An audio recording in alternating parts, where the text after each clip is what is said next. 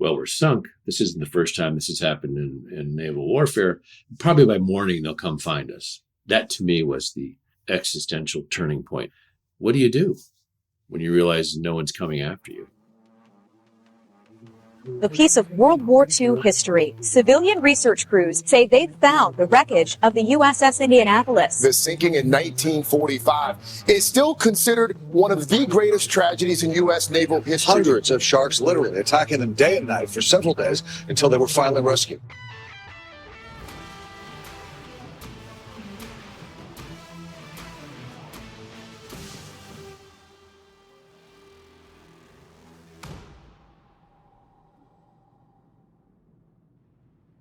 Welcome to Heroes Behind Headlines. Today's heroes are the captain and crew of the USS Indianapolis, a heavy-class cruiser which left San Francisco Harbor on July 16, 1945, carrying the components of the Little Boy, the nuclear bomb that would be dropped weeks later on the Japanese city of Hiroshima in perhaps the most secretive, controversial, and consequential mission in U.S. history. After delivering its lethal cargo to a secret base in the Pacific, the USS Indianapolis was sunk by a Japanese submarine.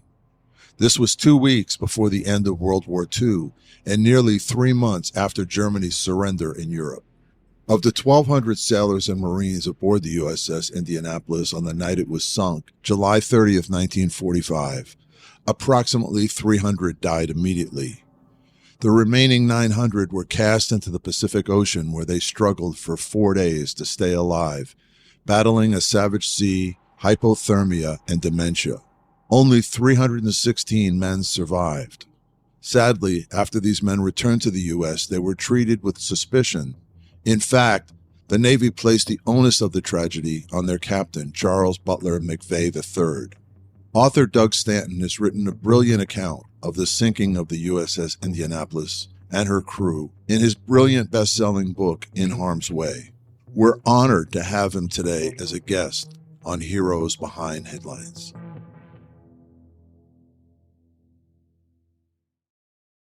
So the Indianapolis is a cruiser. It's about 2 football fields long. It's attacked, badly damaged in Okinawa in 1945, the spring. Comes back to California for repairs, and suddenly there it is when this mysterious nuclear package is exploded in New Mexico, which is a test bomb at the Trinity site for what becomes the bomb dropped on Hiroshima. The Navy looks around, the Department of Defense, and they pick the Indianapolis to carry Little Boy across the ocean to Tinian Island, where Paul Tibbets will back up the Enola Gay into a bomb pit, loaded in, and then on August 6th, of course, make history both tragic and victorious around the world. And they deliver this package not knowing what it. So they don't know what a nuclear reactor is, and they've delivered the secret package and gone on their mission and sailed rather in a 17-knot kind of straight line course towards the Philippines to train for the invasion of Japan. They don't know what's in this mysterious package that's loaded on their ship. No, it's a wooden crate. I describe it as like a grand piano crate, and they think it's filled with toilet paper for MacArthur. They think that Ethel Merman might be inside. I mean, burst out of it. Yeah. These are young boys from big and small towns across America, and right. To them, they've achieved this mission, whatever it is, and that's when they're torpedoed. On 04 hours, the morning of July 30th, 1945, Japanese Lieutenant Commander Moshitora Yashimoto ordered the launching of 6 torpedoes from his I-58 class submarine towards the USS Indianapolis, sailing in the Pacific Ocean near the Sea of the Philippines. Each torpedo carried 1,210 pounds of explosives.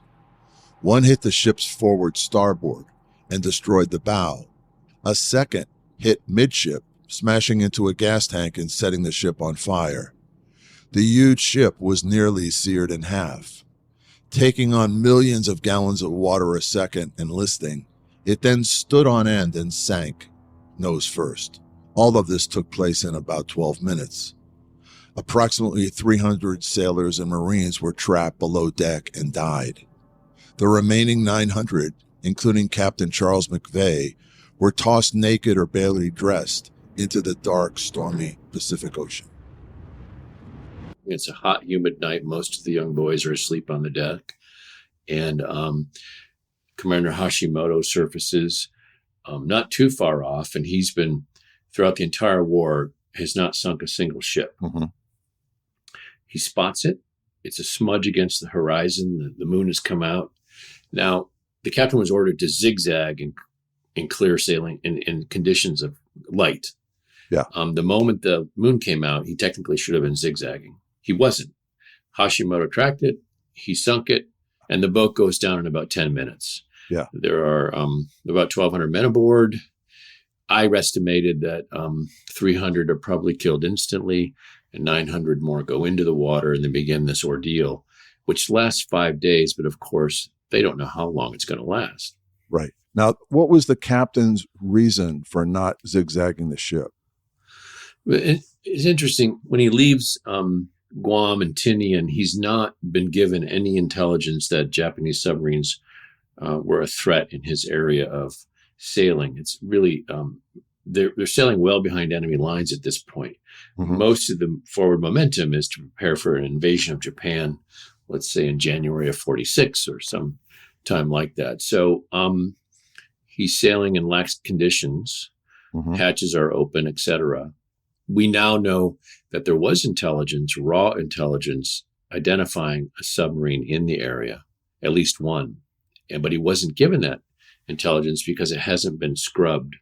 It hadn't been made into a product that he could have consumed, so to speak. So he has taken the decision on himself that there's really like no threat in the area. It's kind of clear sailing to the Philippines. Correct. And he also had been denied an escort, which he had asked for. Yeah. So, yeah. Also leading him to believe that it was fine to sail in a straight line course. Right. And a ship of that size would usually have an escort. Is that correct? If it was going through a battle zone or a danger zone?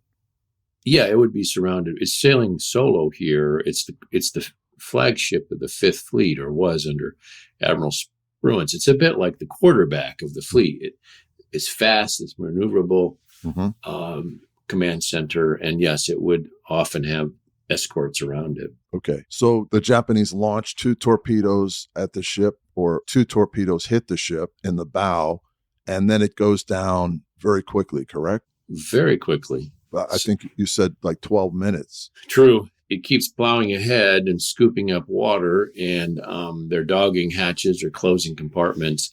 But clearly the ship is lost.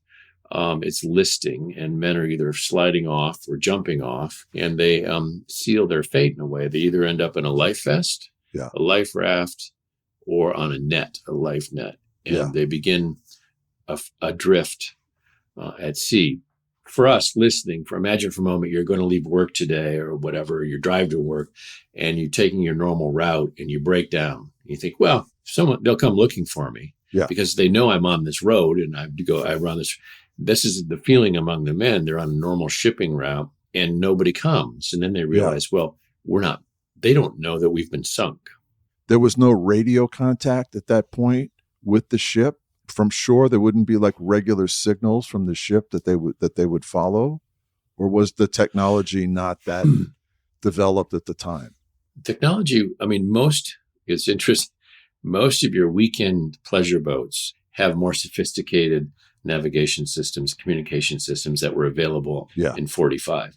Now they're sailing under somewhat secret conditions. Right. And here's the cosmic domino that kind of boggles people's minds is when they leave Guam, they're taken off a board, an actual board, because they're headed en route now to the Philippines. Mm-hmm. And they're going to arrive in the Philippines. And when they don't arrive, a young officer goes down and notices their berth is empty. But because of the tempo of the war and the desire for security, there's a directive that says you shall not report the arrival of combatant ships. Huh. Now, this young officer determines that also means you shall not report the non-arrival.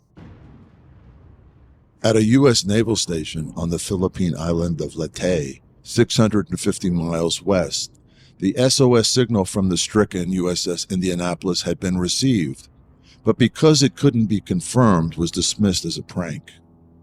The approximately 900 sailors and Marines who had survived the sinking of the ship now dog-paddled and clung to life vests and rafts in the vast and turbulent Pacific Ocean.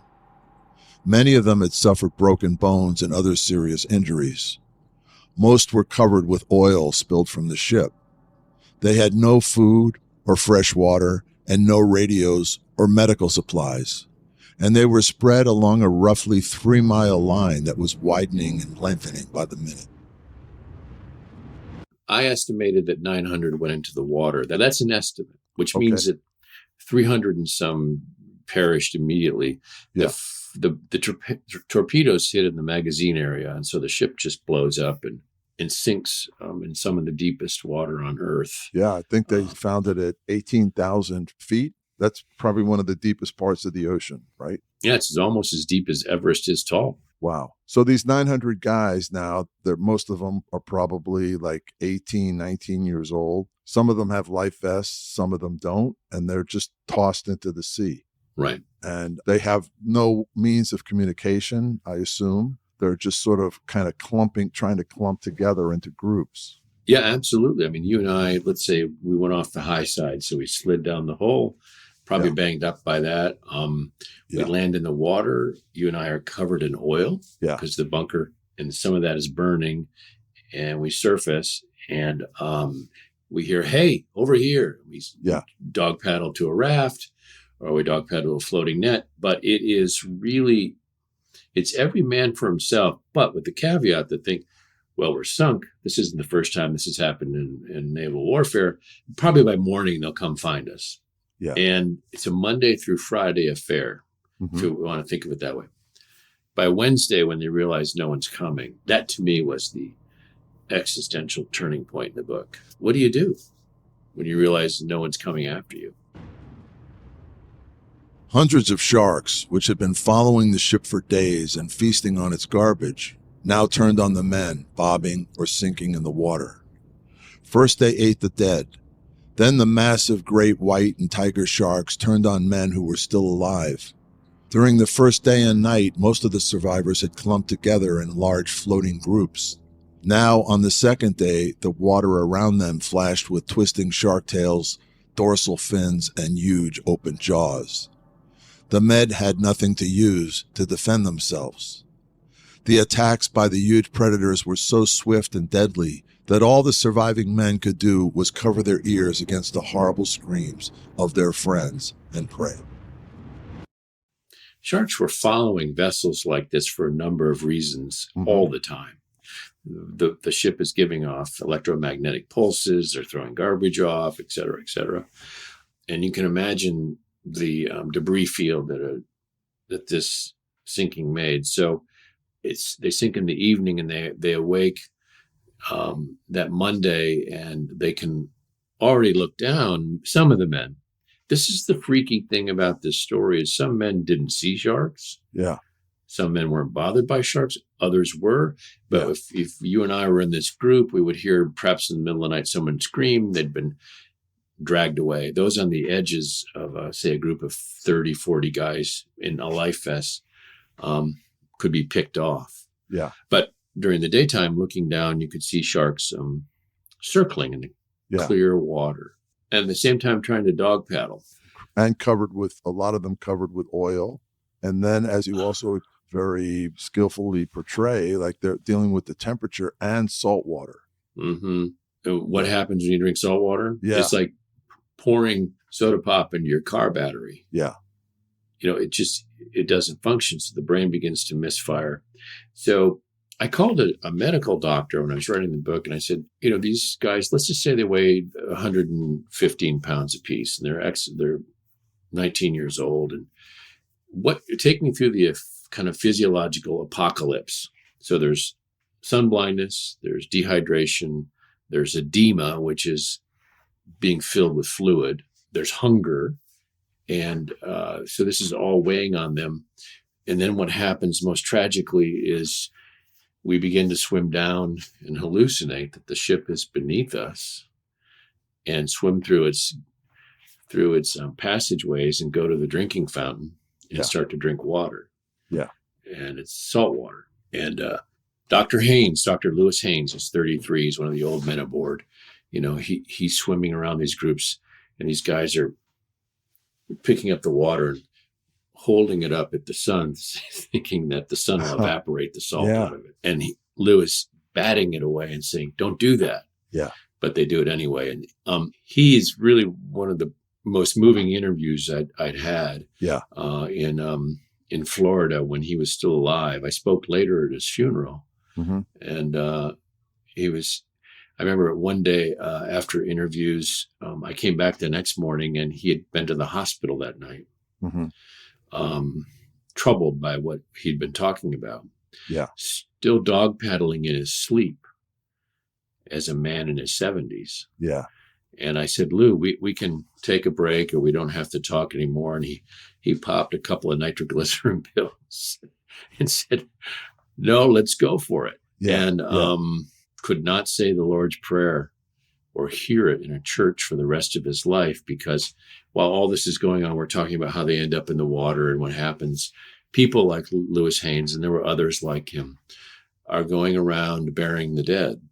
Yeah. And so swim up and take off a dog tag and wrap it around your arm and say the Lord's Prayer, that was his choice. That was his religion. And then release the body after removing the life vest. And wow, boy, when you met him, he was just the sweetest, kindest man, but boy, inside, pure steel. Yeah, had to be. So it seemed like there were these different groups spread around, and then there was sort of like a kind of a de facto leader of each group who was kind of trying to buoy people's spirits and so on. As you described, so they went down Monday morning, and then by Wednesday, they started to realize nobody's coming. Right. They're 300 miles offshore. Someone could have been there by then, or aircraft would have flown over. Yeah. I write in the book, it's interesting, and Lewis Haynes, the doctor, prompted this thought of mine. Where do you go when you've run out of luck and out of time? When there are no more corners to kind of go into, but yet you have to go somewhere. This experience, what's so amazing is it's an extraordinary experience, but I want to point out that so many World War II veterans and so many veterans had experiences like this. Yeah. What makes this particularly noteworthy, it's really the last major disaster or action of World War II, aside from the atomic bombing, which let's not forget is cataclysmic. But, and so just as Pearl Harbor is the first bookend of the war, this is really the last bookend of the war. And I say that because when they're rescued, they come home in the rain to the Red Cross handing them a bottle of milk when they get off the hospital ship, and America has moved on already. So what you have here is a syndrome that we found later, say in Vietnam, where the men are coming home and no one wants to listen. That seemed an important story to tell. Yeah. Yeah. How did you survive this, and how did it affect you for the rest of your life? There are lessons in there. Yeah. I think. Absolutely. So after 3 days, they start to realize there's nobody coming. They see a few bombers fly overhead. They try to signal to them, but they're way up there. They're not looking for a downed ship, there's no ship to see. They're just a bunch of guys bobbing in the sea. They probably can't even see them, right? No, they can't see. Not from that height. No, they're completely invisible. The sea around the survivors had become a floating morgue, with bodies and pieces of bodies floating by. And the situation of the living was becoming increasingly desperate. Without fresh water, many of them succumbed to sipping salt water. The effect of the salt, the onset of starvation and hypothermia, caused many of them to hallucinate. They started calling out to imagined girlfriends and family members. Groups of them started attacking one another. Others, desperate and seeing no sign of being rescued, gave up and let themselves be sucked into the dark sea. Young men start to give up. We're dog paddling. We're wearing these Kapok vests, canvas straps, which we can't untie because our fingers are swollen and etc. So they're actually drowning us, dragging us under. And here we are still. So you and I might come over and put our arm around and dog paddle together. Yeah. We might be floating in the water. I remember Ed Brown from California was with his buddy, and his buddy just said, Ed, I'm out of here. Yeah. They're not coming. Yeah. I mean, so it's like what Albert Camus would say. It's truly an existential decision on his part that I'm now going to take control of my life and make a decision that there is no other way out. Right. And he would leave. And so when you see that as a young person, that definitely will mark you for the rest of your life. Of course. Others, of course, didn't swim away. A lot of the guys said, I saw my buddy swim away, but I didn't, because I was about to. I'd struggled out of my vest, and I heard this voice. I said, "Oh, a voice." No, it wasn't the voice of angels. There were no trumpets. It was just, it was like me saying to you, "Ralph, you're Ralph. You don't give up." And it could be the coach, your mom, your friend, whatever. Wow. And this was just a voice they heard in their head. Yeah, like for whatever reason, in their hallucinatory state, because they're all severely degraded. The mind drifts, and some of them landed on this idea that, my dad really yelled at me when I said I was going to skip football practice. Yeah, he said, and Ed Brown said that. Yeah, my dad said, "You're Ed Brown. You don't quit things." Yeah. Now, what circumstances change to alert people back in the Philippines that finally the ship is missing, which leads to their rescue? Sure. Just like the cosmic dominoes that led to the ship being taken off the board and not being reported on its point of arrival, coincidentally, a pilot or a crew and a gentleman named Chuck Wynn are flying over, patrolling, looking for Japanese craft to attack. Yeah. Especially submarines. Yeah. And there's an antenna at the back of the plane, and it is just wobbling and beating the side of the aircraft. So he has to go back and fix it. Mm-hmm. He does that, and he's walking forward. He looks through the blister in the deck of the aircraft and sees this flash, which is an oil slick. Yeah. And he thinks, aha, Japanese submarine. Yeah. He dives down, and he's going to attack it with his own bombs. Mm-hmm. And he gets very, very close, and he sees all these coconuts. We're talking about oil. And then the coconuts start to wave at him, and it turns out they are the oil-covered heads of what turn out to be 300 plus survivors of the Indianapolis. Wow.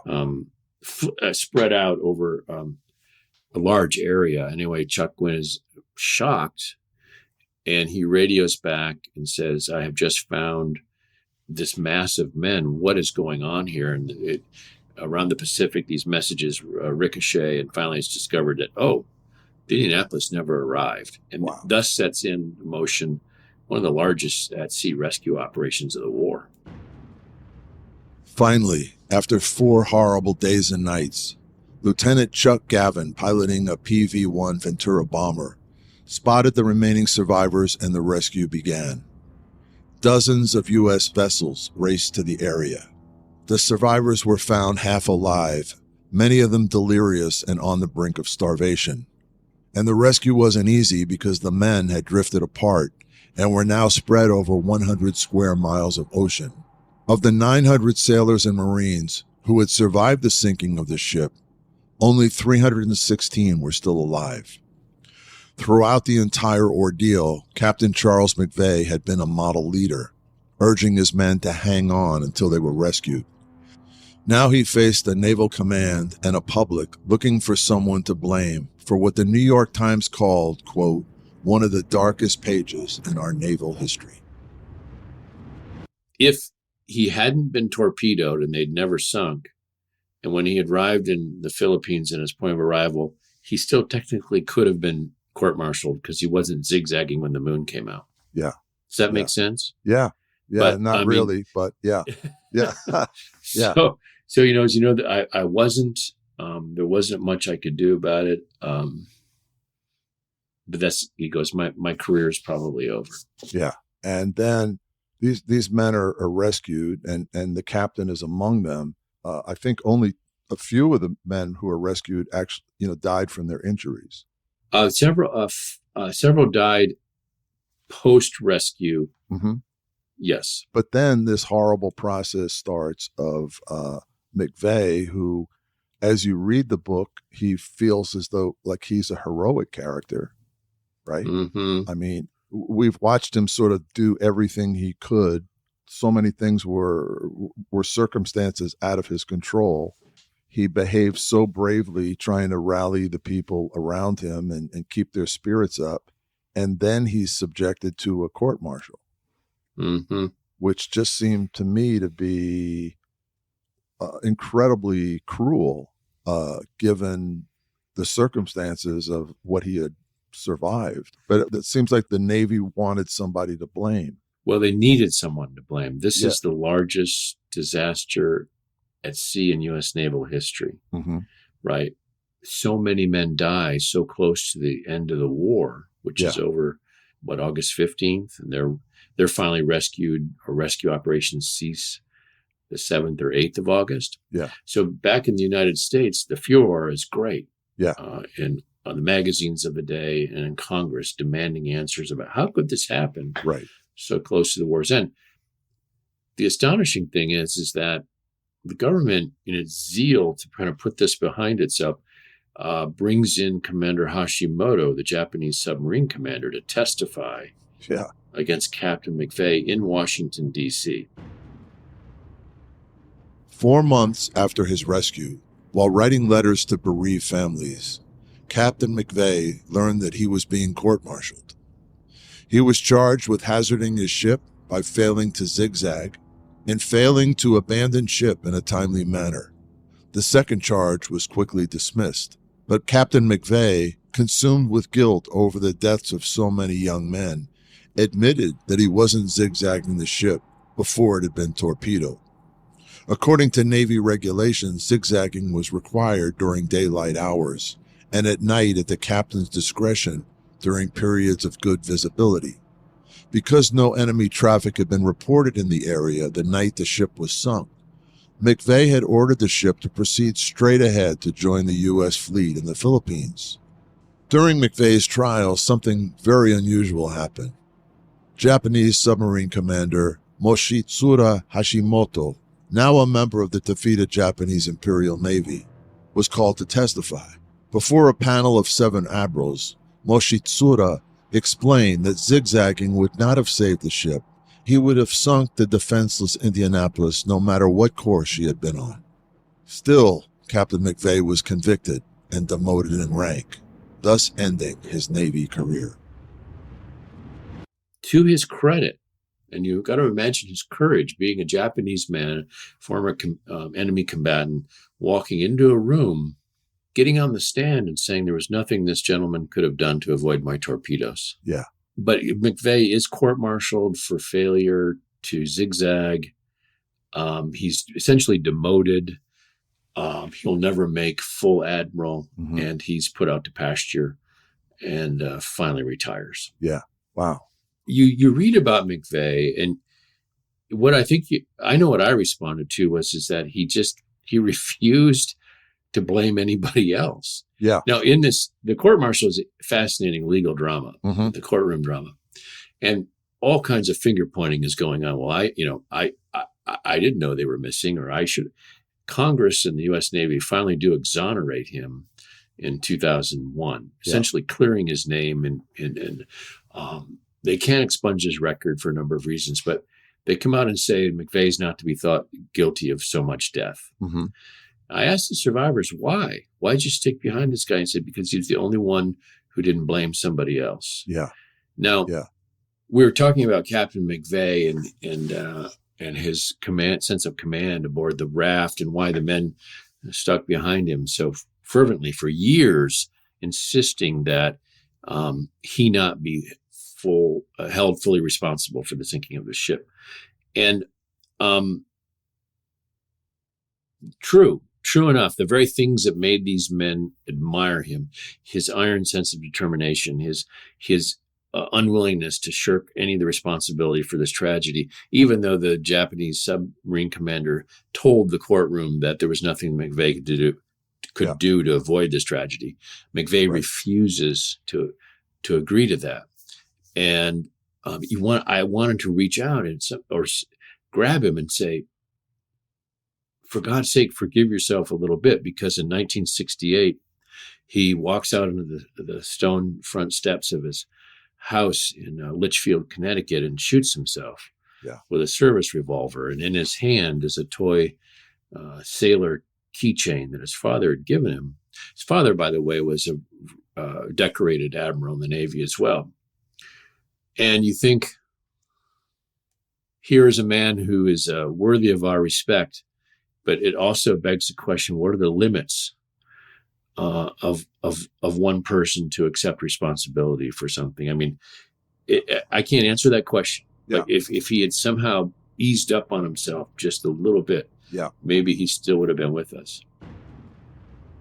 In 1960, Captain McVeigh, now retired from the Navy, attended the first reunion of the survivors of the Indianapolis. He did so with great trepidation, worrying that, like the Navy, his former crew held him responsible for the disaster. But when he stepped off the airplane, he was greeted by something unexpected. Survivors lining the airport's runway, all of them saluting, tears streaming down their faces. They informed the captain that they believed he had gotten a raw deal, and many of them vowed to campaign to clear his name. That's the last time they saw him. Captain McVeigh was still plagued by guilt and nightmares. His life began to spiral. 8 years later, in November 1968, he put a gun to his head and ended his life. In 2002, I went to Great Lakes Naval Training Academy in Chicago, where I believe all naval enlistees passed through on their way to the greater Navy. Mm-hmm. And and I was with Mike Kurilla and other Chicago area survivors, and they dedicated the combat training pool in the name of the USS Indianapolis. Oh, wow. And a very senior officer from the Navy in D.C. was in attendance. Mm-hmm. So they really did try to bring this story back into the Navy fold. Mm-hmm. The book came out in 2001. It garnered a lot of press. I mean, this was an unplanned book. Mm-hmm. We were on the Today Show. We were on NBC Nightly News. We were on Morning Joe. I mean, it took off in a way, and often survivors were part of these interviews. It generated a lot of press. But I want to say that the survivors had been pushing since 1945 to do something about the captain's record. Yeah. And finally, Secretary Gordon England of the Navy at the time said, and the men had testified in Congress about, why have you treated us this way? Yeah. And England said, I'm tired of this. Let's fix this. Yeah. And there was a young man from Florida, Hunter Scott, who did an awful lot, on this campaign to clear the name. Anyway, they did. Yeah.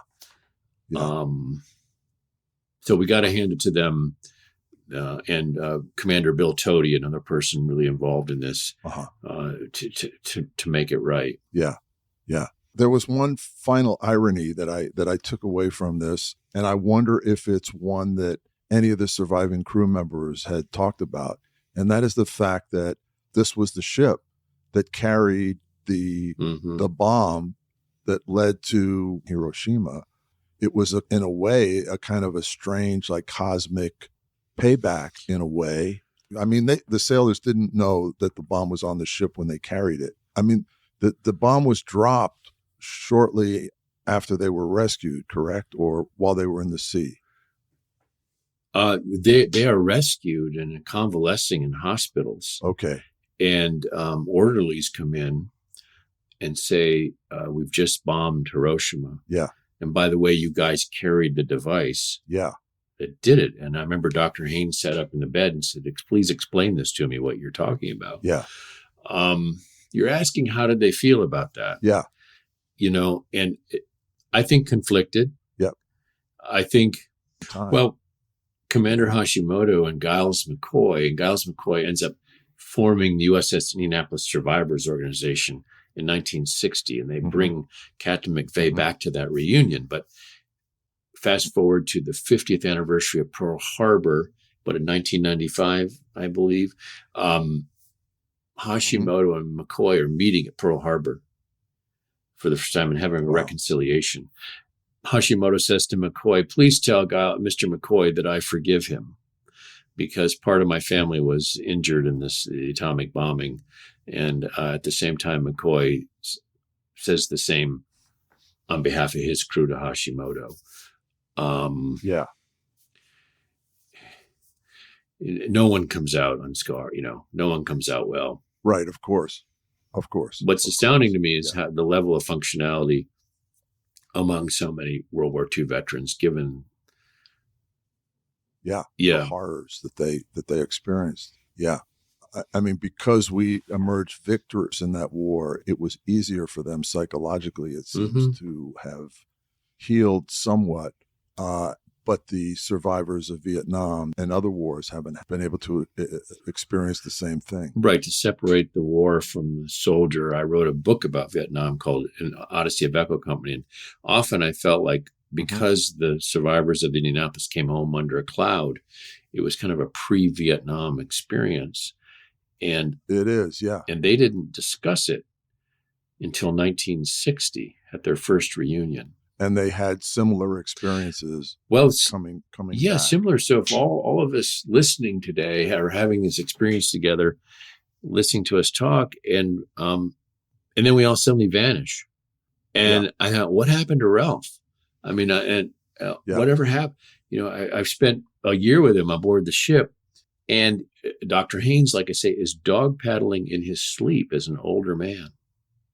He's taking a silver dollar and putting it on the dock post at a family vacation, and with sense of wry humor, betting his kids that he can dog paddle longer than they can. And they know why he's doing this, but this is how he's coping with it.